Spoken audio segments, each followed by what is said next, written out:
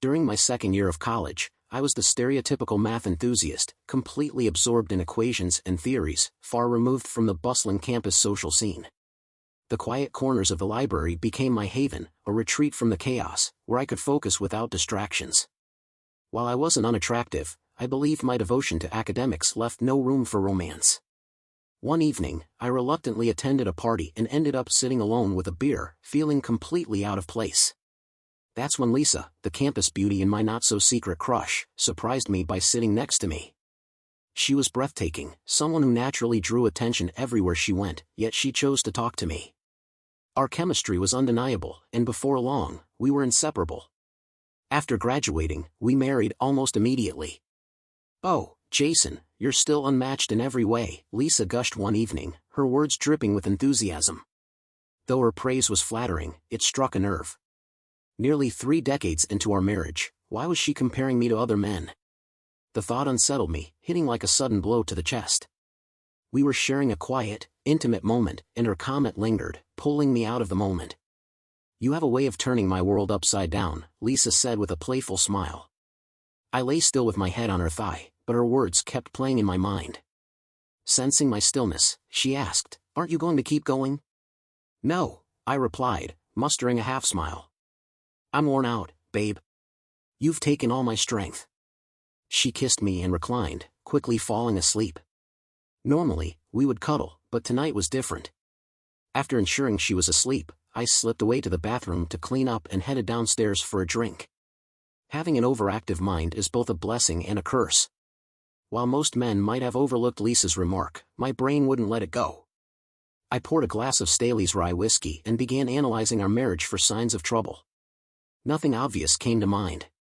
Our intimacy had actually improved since our youngest left for college 6 months ago, and Lisa's recent 20-pound weight loss had returned her to her college figure of 120 pounds. Even at 51, her beauty was stunning, a legacy of her mother's genes. Lisa's flirtatious nature had never concerned me, until now. She'd always known her looks could captivate anyone, but that confidence had never felt threatening before. I recalled a recent incident at her office. Lisa, always the center of attention, unintentionally disrupted a conversation simply by entering the room.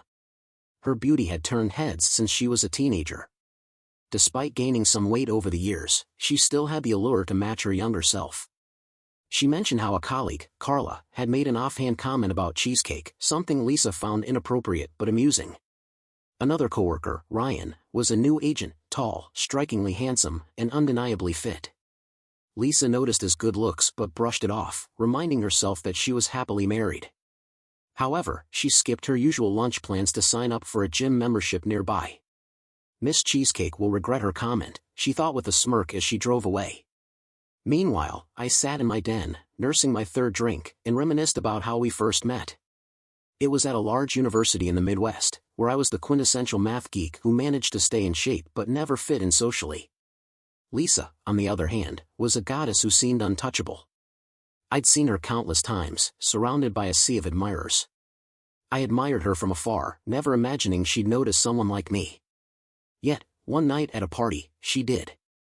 "Are you gay or bi?" she asked bluntly, sitting down next to me with a teasing smile. "It's cool either way, but every straight guy here hits on me, and you haven't even tried. What's your deal?"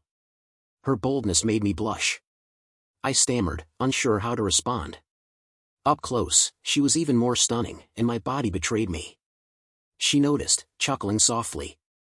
"Ah, so that's how it is," she teased. "No," I managed to croak. "I'm straight. I just figured someone like you wouldn't have time for me with all those guys around." Lisa laughed. "You know, sometimes we like our men a little mysterious." We left the party together, and the rest was history. After 2 years of dating, we married at 22. For nearly 3 decades, Lisa and I shared an incredible connection, but tonight felt different. In recent weeks, her interest in intimacy seemed to wane. 2 weeks had passed since we last made love, the longest gap in years. She always had an excuse, too tired, not in the mood. Tonight, as she rinsed a pot at the sink, I approached her, wrapping my arms around her from behind. She resisted at first but eventually relented, and we ended up in the bedroom. I undressed her quickly, eager to reconnect. Usually, her responses were incoherent, but tonight she surprised me by talking more than ever. Her breathless exclamations were a thrill until her comments on my abilities pulled me out of the moment. Around the same time, Lisa began showing more interest in Ryan. Working together on a project gave her the perfect excuse to invite him over for dinner. While it appeared professional, as Lisa often hosted work-related gatherings, she made sure to let Carla know about this particular dinner. Over wine, Lisa charmed Ryan with tales of his football days and asked about his personal life. Though he mentioned having a girlfriend, he added they weren't exclusive. Lisa leaned into the conversation, subtly touching his arm and letting her blazer reveal a snug white top. She noticed his reactions and thought, men are so predictable. He's mine, he just doesn't know it yet. When I drop another 5 pounds, he'll get his gift, Lisa mused, referring to her gym trainer. The private investigator I hired had been worth every penny and the Hawaii vacation I'd initially planned for. His report confirmed what I had suspected. Lisa was involved with Ryan Wallace, a man named George Johnson, and her gym trainer, Zach Smith. The investigator seemed uneasy while delivering the report, which made me briefly wonder if he, too, had been caught in my wife's web of deceit. Though no longer a total nerd, I'd cultivated a wide network of friends over the years. One of my closest, Tim, is a sharp, geeky lawyer who, while soft-spoken, is ruthlessly effective in court. I turned to Tim for advice, and we agreed Lisa needed to face the consequences of her actions. Since we didn't live in a no-fault state, I wasn't about to let her hide behind irreconcilable differences. Lisa's affair with George Johnson had started as a one-time revenge fling. George, engaged to Carla, a coworker Lisa had a bone to pick with, had made some snide remark that rubbed Lisa the wrong way. She saw an opportunity to educate Carla on what a real woman's body looked like, all while keeping her secret. However, George's physicality and skills kept her coming back. Soon, she was making excuses to choose him over Ryan or to slip away from me. Her tryst with Zach Smith had been unplanned. Dan, her gym trainer, caught her eye during a one-on-one session when his strong hands rested on her shoulders. A spark ignited, and not long after, they were tearing each other's clothes off in his apartment. When Lisa came home that evening, just half an hour late and still in her workout clothes, I arrived a few minutes after. She quickly excused herself to shower, claiming she was sweaty from the gym. Her nervousness and avoidance of our usual greetings might have worked if I hadn't already received the investigator's report. Despite my anger, I kept my composure that evening. While Lisa busied herself with the dishes, I watched TV until the doorbell rang. She called for me to check, but I motioned for her to answer it instead. Laughing, she walked to the door and returned moments later, staggered, holding a manila envelope. "What the hell is this?" she hissed, flipping through the documents. "How could you do this to me? What about our family?" "You're just upset I beat you to it," I replied, my tone measured. "You would have done the same thing to me eventually. I know you don't love me anymore." My voice wavered as I added, "I also know about your affairs." Lisa's expression shifted from shock to fury. "You think you know something? Say it. Go on, I'm listening." "Ryan Wallace. George Johnson." I paused, pulling a slip of paper from my pocket. "And Zach Smith." Her face fell, a look of realization spreading as she understood I had more than just suspicions. "If you were braver, we wouldn't even be having this conversation," she snapped. I exhaled deeply, the weight of 29 years of marriage and its betrayal pressing down on me.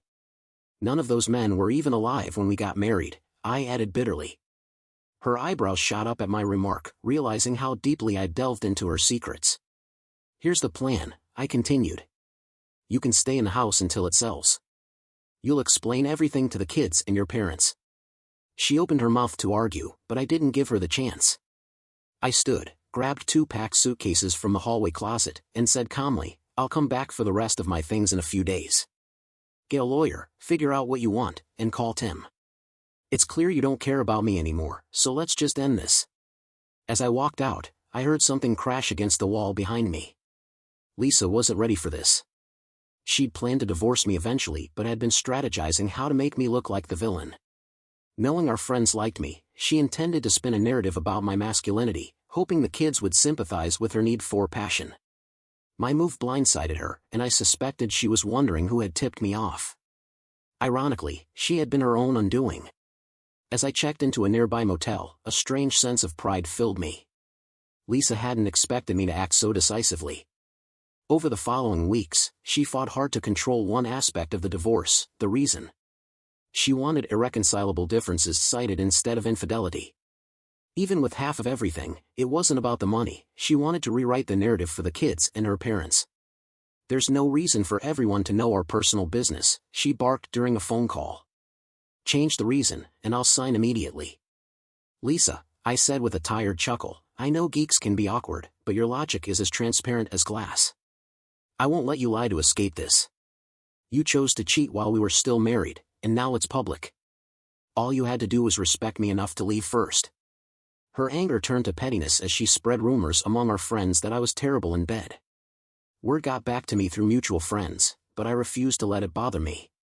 Lisa thought I'd fold under the pressure of embarrassment, but I wasn't about to let her rewrite the truth. The hardest part came when my youngest daughter, Maeve, accused me of stalking Lisa just to soothe my wounded pride. "If your mom wants to play dirty, let's play dirty," I replied, frustrated. "She might have told you about her affair, but did she mention she's been with 3 guys? 3, I repeated, holding up my fingers for emphasis. "I might not be as young as I used to be, but this isn't about me. Your mother has become selfish, Maeve. 3 men, all of them closer to your age than hers. Doesn't she love me anymore? Fine. But she didn't need to cheat with 3 guys who should be dating you, not her." Maeve's face fell, her eyes wide with shock as tears started to form. She stuttered out a response but couldn't manage more than a few broken words. I had never spoken about Lisa so harshly, let alone in front of Maeve. As she left my apartment looking lost and hurt, it took all my strength not to run after her and give her a comforting hug. 20 minutes later, Lisa's mom, Patricia, called. We hadn't spoken since I filed for divorce, though she and I had shared a close bond for years. "How could you say such horrible things to my granddaughter, you idiot?" Patricia yelled, her voice shaking with anger. "She used to adore you, and now she's crying on my couch." "Patricia, please," I said, keeping my tone even. "You've only heard one side of the story, not mine. Lisa's been with 3 different men. If you don't believe me, I have proof." There was a sharp intake of breath on the other end. "Oh my God, Jason. Do you have photos? Videos?" "Yes," I admitted quietly. I didn't want to do this, but Lisa forced my hand. "No, Jason," she said, her voice trembling. "That's not necessary. I'll talk to her." 3 men? Oh, my God. "I'm so sorry, Jason. Truly." She hung up, leaving me shaking my head at the fallout. Patricia had been like a second mother to me after my dad passed 12 years ago. We used to talk through my problems, but now I'd been forced to shatter her image of her daughter. The divorce was finalized a year later, citing infidelity. Lisa likely continued seeing her lovers, but I didn't track her anymore. Life, however, had taken a surprising turn for me. About a month after filing for divorce, 2 women from the university's science department visited my office to check in on me. Though I barely knew them, their concern was touching. Both were attractive, one a divorcee in her 50s, the other a widow in her 40s. Over the next few weeks, women from around campus began stopping by, ostensibly to see how I was doing. One day, as I left my office, Sarah, the administrative secretary of the mathematics department, greeted me with a radiant smile. "Okay, Sarah, spill it. What's going on? Did I inherit some money?" I joked. "You seriously have no idea, do you?" she asked, her green eyes sparkling mischievously beneath her dark raven hair. At 35, Sarah was curvy, confident, and recently divorced. For the first time, I noticed just how beautiful she was. "It's because of your recent weight loss," she explained, pointing to my ring finger. "You lost 120 pounds. You've always been a nice guy, but being married made you off limits. Now, it's open season. Good guys like you, smart, kind, and single, are rare. Someone saw your divorce papers, and the news spread like wildfire. Everyone wants you to know they're interested. Oh, and by the way, I'm applying too, Dr. Severn." Okay. "I'll put your application in the queue," I stammered, slightly flustered. "Really? You're so charming," she teased before walking away. Lisa had thought I'd stay silent about the divorce, but within 2 weeks, everyone knew. The attention continued until the divorce was finalized. "Are you crazy, Lisa? How could you let the sweetest guy in the world walk away?" Marge, one of Lisa's oldest friends, demanded during a heated phone call a month after the papers were signed. Lisa was taken aback. How does she already know, she thought. Marge lived 2 hours away, and Lisa had assumed she had more time before word spread. "I heard it from my mom after she broke down in Walmart last week," Marge continued. Marge had called Patricia mom since childhood, and Patricia had spilled everything in a moment of emotional weakness. "You cheated on an incredible man because he got older, and you thought you deserved better? What about you? You're getting older too. Have you considered that?" Marge's words cut deep. On the day the divorce was finalized, I sat in my apartment eating a small salad and sipping from half a bottle of Buffalo Trace bourbon. Meanwhile, Lisa was out with Ryan at a fancy restaurant, a scene that had played out many times over the past year. However, that night felt different for her. When they returned to his place, something about the experience felt hollow. Afterward, she pulled away, muttering about being tired before leaving. Her first night as a divorced woman was far from the celebration she'd imagined. "I can solve complex equations and read 4 books at once, but I'll never understand women," I told Kim Scott, an old friend, over dinner 2 weeks after the divorce. Kim, an artist with a unique outlook on life, was a couple of years younger than me. She had striking blue eyes and smooth skin that belied her age, and her yoga-toned physique was captivating. For the first time, I found myself imagining her in ways I never had before. "I hoped you'd call," Kim admitted, her voice warm. "But I didn't expect to be the first on your list. Still, let's not waste time talking about Lisa. Let's live in the moment, 2 adults seeing where this goes." "You're right," I said, nodding. "You can't move forward if you're stuck looking back." Leaning over the table, I kissed her. She responded with surprising passion, and when she finally pulled away, I was breathless. I'd never considered Kim romantically before, but her sudden intensity threw me off balance. After dessert, she leaned in, her tone playful. "You haven't had sex since Lisa, have you? Let's change that. Come back to my place." Though nervous, I followed her lead. Dr. Jason Severin, genius professor of computational physics at the university, highly regarded in his field, and, if my ex-wife Lisa was to be believed, a failure in the bedroom. That thought haunted me more than I liked to admit. Would people think she was right to leave me? That I was somehow an underachiever where it mattered most? I tried to push the idea out of my mind, but it lingered, threatening to derail the newfound confidence I'd been building since our divorce.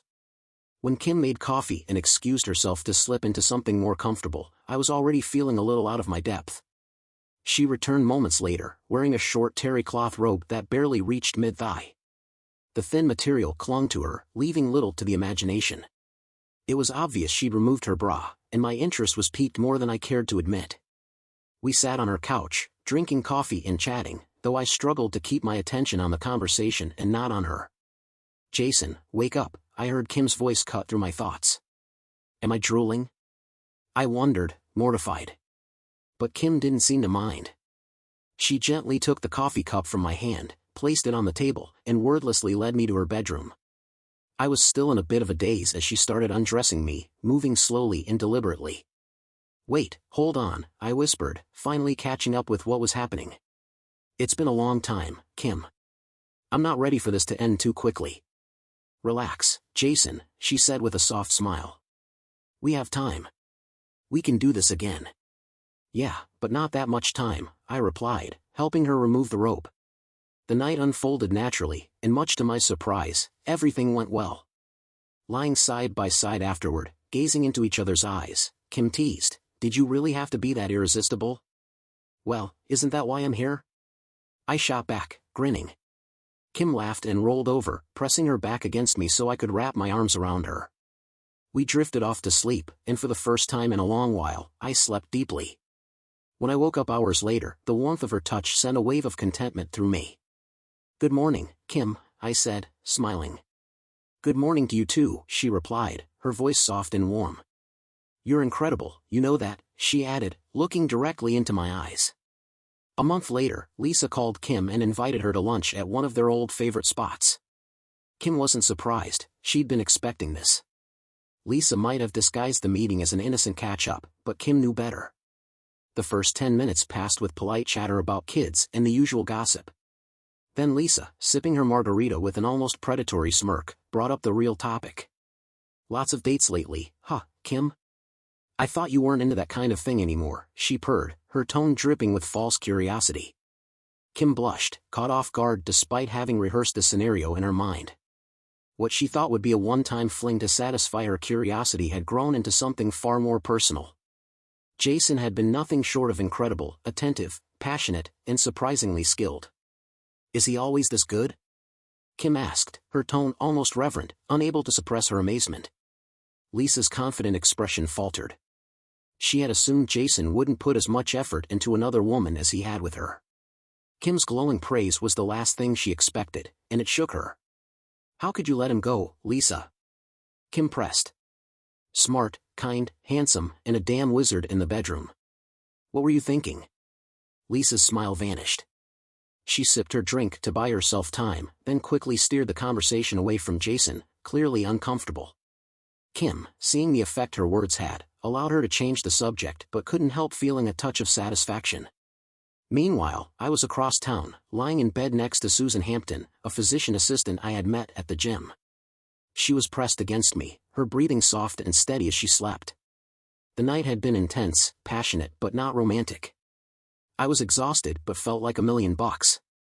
How had I gone from being labeled a failure in bed to having experiences like this? Susan had caught my attention weeks earlier during a workout. Unlike many gymgoers who seemed more focused on getting noticed, she was all business, completely dedicated to her routine. That focus intrigued me.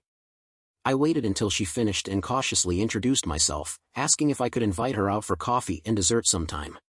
She hesitated briefly but then agreed, smiling as she entered her number into my phone. Before she left, I impulsively called out to her. "I know this is a little desperate, but how about Thursday evening?" She turned back, smiling widely, her expression lighting up my entire week. "Thursday at Lou's at 7, she said before walking out the door. On Thursday, I arrived at Lou's 10 minutes early and found a small table in the back. Susan walked in a few minutes later, her blonde hair pulled into a ponytail, wearing snug jean shorts and a crop top that showed off her gym-toned abs. She was stunning. As she sat down, I couldn't help but notice her braless figure move under her shirt. She caught me looking and raised an eyebrow, but instead of being offended, she smirked. We spent hours talking, sharing cheesecake and coffee, and by the end of the night, I was captivated. Susan seemed genuinely interested in me, despite being closer in age to my daughters than to me. When she agreed to a second date, I couldn't believe my luck.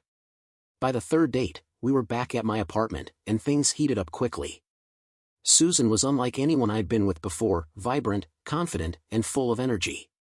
I felt revitalized, proving to myself that I still had something left to give. Meanwhile, Lisa's night was far less satisfying. She had gone home with a younger man she'd met earlier that evening, but the encounter left her feeling empty. As she drove home, she glanced at her reflection in the rearview mirror, appreciating how good she still looked but unable to shake the nagging feeling that something was wrong. Her thoughts drifted to Ryan, who had ended things with her a month earlier, saying he wanted a relationship that could lead to marriage and children, things Lisa couldn't provide. Though Ryan had been kind about it, the rejection stung. First Jason, now Ryan. This shouldn't be happening to someone like me, Lisa thought, gripping the steering wheel tightly. As Lisa pulled into the driveway, she muttered to herself that maybe next time, she'd look for someone closer to her age. Sure, they wouldn't be as exciting as younger guys, but at least she might care about what they had to say. She was growing tired of these empty encounters and the disinterest she felt afterward. Spending time with Susan had only solidified my beliefs about Lisa. Even during our marriage, I had suspected that Lisa wasn't as great in bed as she thought she was. My limited experience before her had set a baseline, and while Lisa's beauty was undeniable, her lack of effort stood out. Women like Lisa, who are used to men bending over backward for them, don't feel the need to try. Early on, men are captivated just by the idea of being with someone that stunning. But over time, the novelty wears off, and if the woman is selfish in bed, the thrill evaporates. I had broached the subject with Lisa gently over the years, but I never told her outright how lackluster she was. I loved her, so I let it slide. But now, with Kim and Susan, I understood what I had been missing all those years. They showed me how incredible intimacy could be when both people truly gave it their all. As I climbed into bed that night, feeling content and more confident than I had in years, I thought back to Lisa and felt relief that those days were behind me. 2 weeks later, my phone rang.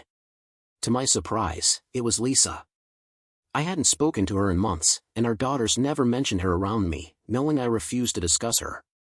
I wanted my girls to maintain a loving relationship with their mother, but I had made it clear that my relationship with her was over and that they needed to respect that. Thankfully, they had done so. "Jason," Lisa began, "Hope wants to know if we can be civil at her wedding. Brandon finally proposed, and she wants us both there, as long as we don't act like enemies." "I haven't heard from Hope yet, but you can assure her I'll be the perfect gentleman," I replied calmly. "When she calls to share the news, I'll remind her you were the woman I once loved." Hope called the next day, bubbling with excitement over her engagement. I told her exactly what I had told Lisa and reassured her that I would help cover the costs for her big day. I encouraged her to enjoy every moment of planning. The day of the wedding arrived, and as I walked Hope down the aisle, I was overcome with emotion. My little girl, who once adored dolls and silly songs, had grown into a radiant, intelligent, and kind woman. Each step felt surreal, like I was traveling through time. Memories of her childhood flashed in my mind, hundreds of images in a few brief moments. When I handed her over to Brandon at the altar, tears of joy streamed down my face. After the ceremony, I joined our family at the front of the hall, standing next to Lisa. She leaned over and kissed me on the cheek, tears glistening in her own eyes. It was a rare moment of shared pride, and for a brief second, we felt like a team again. Hope and I shared a waltz for the father-daughter dance, and I thought it went well. Next, Brandon and his mother, Isabel, danced the foxtrot. After that, the music shifted to something more modern, and the dance floor filled with guests in their 20s and 30s. I excused myself to the bar, nursing a single malt scotch for about 10 minutes before making my way back to the floor. Lisa was dancing with a younger man, and the sight stirred something in me. Walking up to them, I politely asked, "May I cut in?" The young man hesitated, clearly unsure, but Lisa's radiant smile made the decision for him. She extended her hand to me without hesitation. "You don't trust me with these kids, do you?" Lisa teased as I took her hand. Her tone was light, but there was a glint of something sharper in her eyes. "Thanks to you, half the guests think I'm a flirt. That young man you just sent away pressed himself against me, hoping he'd be the one to take home the mother of the bride." "If that's what you want, I'll bring him back," I replied with a smirk. "But I thought you'd prefer dancing and talking with someone who doesn't idolize Beyoncé." "Touché," she said, laughing softly. "Well, unless you're planning to stab me on the dance floor, I think we've done pretty well this weekend." "I should agree," I replied. "But for a moment, I thought Hope would have a panic attack when she saw me approach you." Lisa giggled. "We haven't been very mature toward each other lately," she admitted. "At least we waited until the kids left the house before we exploded," I said. We danced through 2 slow songs, the conversation surprisingly easy, before Lisa's previous dance partner returned, asking politely if he could cut in. Lisa looked at me, a little surprised, but I nodded and stepped aside. I returned to our table, where Maeve was watching her mother on the dance floor. Without taking her eyes off Lisa, she asked jokingly, "Do you think I'll have to worry about men chasing her when she's in a nursing home?" I glanced sideways at Maeve, gauging her tone. She was smiling, but her eyes revealed something more complicated. "What about you, Dad?" she asked, turning to me. "Mom says you're dating sometimes, but replacing her seems impossible." "I'm fine, actually, better than fine," I replied. "Your mom doesn't know as much about my life as she thinks. I'll handle things my way, in my time." Just then, Joanna Adams, an old family friend, approached our table. Joanna and her late husband, Frank, had been close to Lisa and me when the kids were young. Frank had passed a few years ago from cancer, and while Joanna and Lisa kept in touch, I rarely saw her anymore. "Care to dance?" Joanna asked, smiling warmly as she extended her hand to me. Maeve raised an eyebrow but grinned. "Go for it, Dad," she said, clearly amused. Joanna and I danced to a couple of songs before retreating to the bar, where we sat in the lounge chairs just outside the reception hall. As we talked, she took my hand, her tone turning serious. "Jason, are you still in love with her?" "Lisa, I mean. Because if you are, I won't make a fool of myself by inviting you to dinner." The question took me by surprise. Joanna had always been close to Lisa, and I'd never considered pursuing her. She was lovely, Frank had been lucky to have her, and I was shocked she hadn't been snatched up after his passing. I'll always love Lisa to some extent, I admitted. Maybe it's like a bad habit, but I'm not in love with her. I don't love her with all my soul anymore. But you and her, I don't want to create problems between you two. Joanna smiled knowingly. I'm not a girl anymore, Jason. I've been alone for 8 years. There aren't many men I'm interested in, and I'm not going to lose sleep worrying about what Lisa thinks. You're like the #1 draft pick in the fantasy husband league, and I'd be a fool not to give this a shot. She blushed as she added, and maybe some other things. I handed her my phone, and she entered her number. As I was getting my phone back from Joanna, Hope and Brandon emerged from the reception hall, clearly looking for me. Hope instantly recognized Joanna, and the two chatted briefly. Joanna gave me a warm smile and excused herself, saying, "You'd better get back and play father of the bride some more." Before she left, I took her hands in mine, leaned down, and gave her a quick kiss on the lips. "To be continued," I said quietly, watching her blush as she walked away.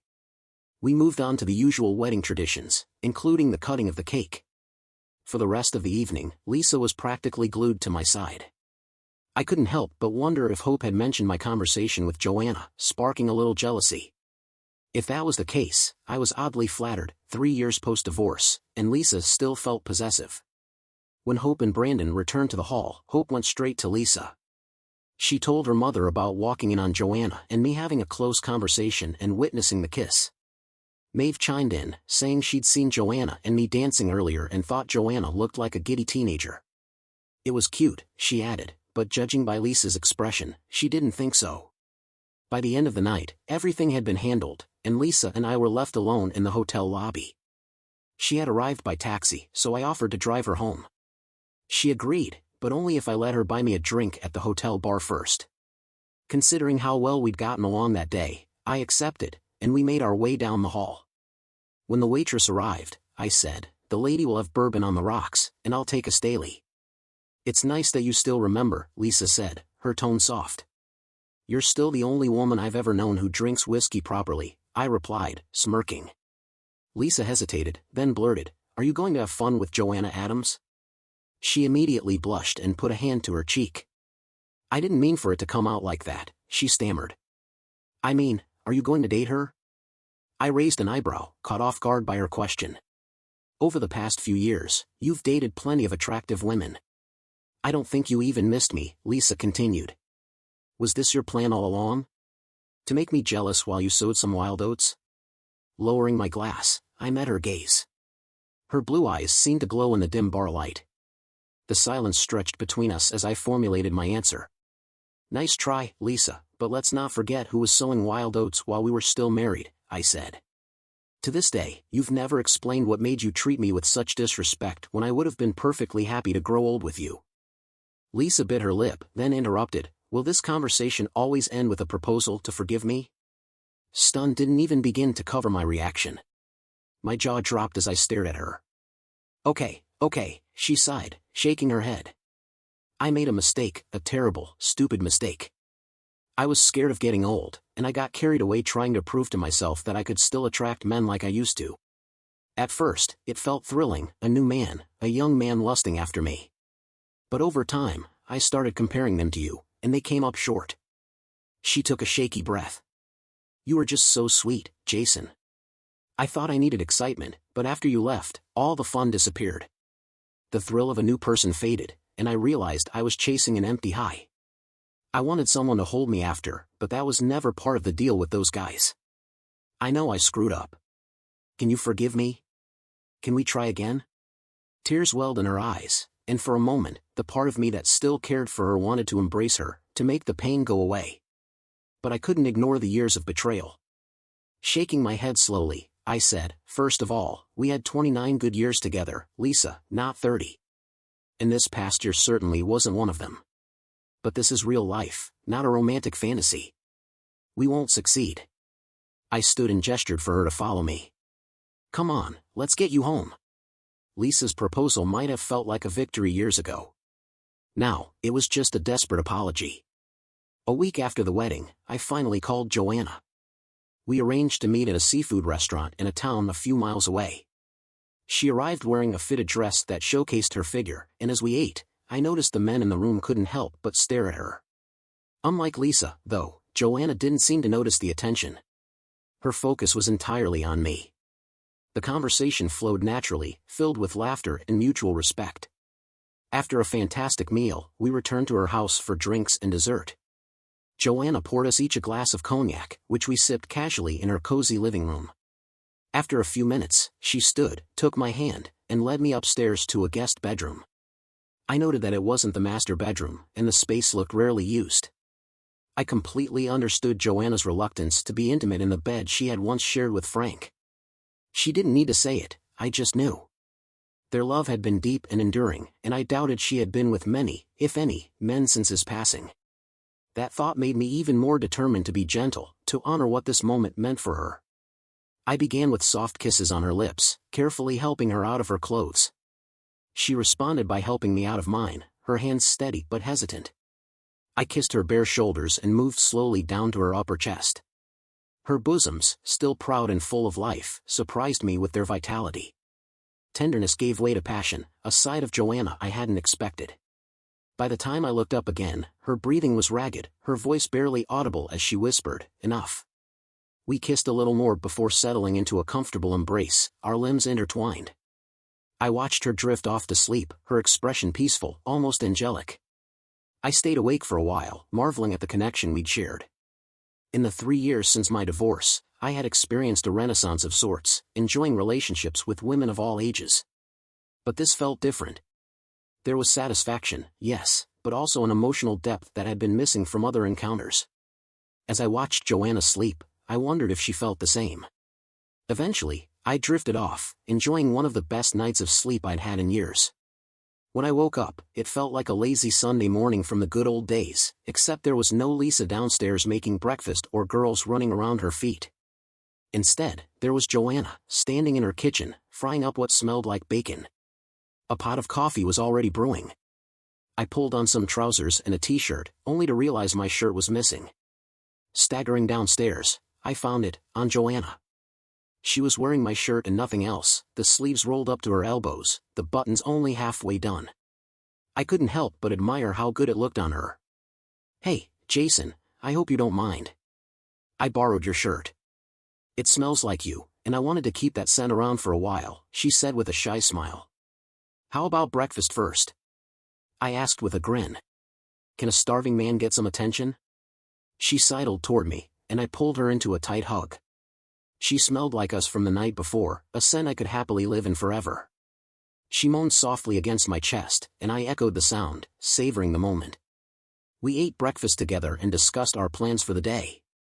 It was Saturday, and the day stretched ahead of us with endless possibilities. We didn't talk about what I would do or what she would do, it was all about us. After a while, I had an idea. It sounded crazy, even to me, but it felt right. "This might sound stupid," I began, "but how about we get married today?" Joanna blinked, then broke into a broad smile. "Well, you're a genius," she said. "I'll do whatever you think is best." And just like that, we were engaged. I called the local justice of the peace, who had Saturday hours, and booked a 4 p.m. ceremony. That gave us 7 hours to prepare. I needed a best man, and Joanna's 28-year-old son, Mike, was happy to oblige once he understood his mother was the bride. He, his wife, and their 2-year-old daughter made the drive to attend. Joanna's mother agreed to be her maid of honor, bursting into tears over the phone when Joanna asked. I called both of my daughters to invite them, along with Brandon and anyone Maeve wanted as a +1. Joanna asked if she should invite her mother as a guest, cheekily suggesting she might not want to rub her good fortune in Lisa's face. I agreed it was better not to. One of my friends owned a restaurant with a banquet room, so I arranged for a small reception. Joanna and I spent the next few hours inviting a handful of people who mattered most to us. Then I visited the best jewelry store in town to buy wedding rings. As fate would have it, Lisa almost ran into Joanna on the sidewalk outside a boutique. The two had been friends for years, though they had grown apart. They chatted amiably until Lisa noticed the 2 rings on Joanna's left hand. "My God, Joanna, those rings are beautiful," Lisa said, admiring them. Joanna blushed, but Lisa's expression quickly changed. "Wait, are you married?" To Jason? Lisa swayed slightly, and Joanna reached out to steady her. I didn't know. I'm sorry, Lisa said, regaining her composure. It happened fast, Joanna admitted, trying to explain. It just felt so right, Lisa. I couldn't let him get away. Lisa forced a smile. I understand, she said quietly. Learn from my mistakes. Never let him go. 10 years later, I stood on the back porch of the house Joanna and I had bought together. It was small, with just 2 bedrooms, but perfect for us and spacious enough for visits from our kids and 6 grandchildren. I was grilling, and Joanna brought out 2 glasses of whiskey on the rocks. She looked amazing, still fit, with light brown hair streaked with gray. At 63, she could still turn heads on our casual nights out. We weren't young anymore, but we weren't dead either. Twice a week, we still found time for fun in the bedroom or sometimes the shower. Even though I had loved Lisa deeply when we were married, Joanna had captured my heart in a way Lisa never could. In some strange way, I felt grateful for Lisa's betrayal. Without that pain, I would never have found this happiness. I ran into Lisa occasionally. She hadn't looked great in a long time, sad, worn down, apologizing constantly. At 65, her figure had changed, and her once commanding presence was diminished. Men no longer paid attention to her, and she seemed to feel the loss acutely. One day at the mall, we crossed paths. I greeted her warmly, leaning down to kiss her cheek. Hello, beautiful, I said. She blushed, as always, and we exchanged small talk about our shared grandchildren. As I prepared to leave, she predictably said, Jason, I'm really sorry. I met her gaze, hesitated, and smiled. I didn't need to say anything. I got into my car and drove away.